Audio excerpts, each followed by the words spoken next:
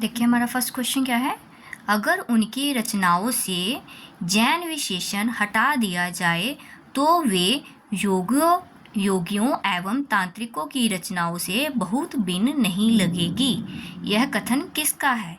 ठीक है, अगर उनकी रचनाओं से, ये जैनों के लिए कहा गया है, किसने कहा है यह कथन? देखिए कि अगर उनकी रचनाओं से जैन विशेषण हटा दिया जाए, ठीक है, जैन विशेषण हटा दिया जाए, वर्डिंग को ध्यान रखना है, जैन विशेषण हटा दिया जाए तो वे योगियों एवं तांत्रिकों की रचनाओं से बहुत भिन्न नहीं लगेगी। ये किसने कहा है? आचार्य रामचंद्र शुक्ल, राहुल सांकृत्यायन, आचार्य हजारी प्रसाद द्विवेदी और डॉक्टर नगेंद्र। ये कथन है आचार्य हजारी प्रसाद द्विवेदी जी का। ठीक है, उन्होंने जैनों कवियों के लिए यह कथन कहा है।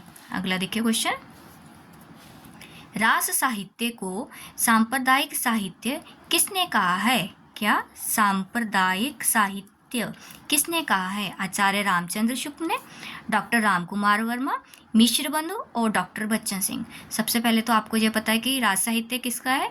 जैनों का। ठीक है, जैन साहित्य की जो एक शैली है वो है रास साहित्य।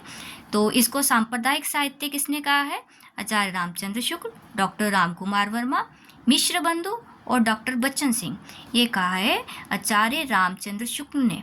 ठीक है, इन्होंने रास साहित्य को सांप्रदायिक साहित्य कहा है और इसको हिंदी साहित्य में स्थान नहीं दिया है उन्होंने कि ये एक सांप्रदायिक साहित्य है। जैन साहित्य को, रास साहित्य को इन्होंने सांप्रदायिक साहित्य कहा है।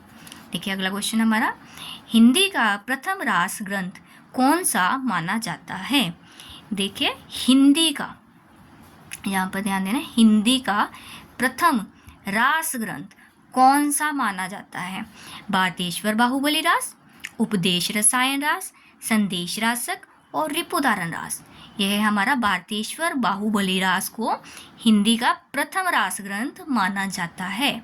अगला देखिए, जो हमारा लिखा हुआ उपदेश रसायन रास, ये हमारा अपभ्रंश भाषा का प्रथम रास ग्रंथ है। ये हमारा हिंदी का प्रथम रास ग्रंथ है।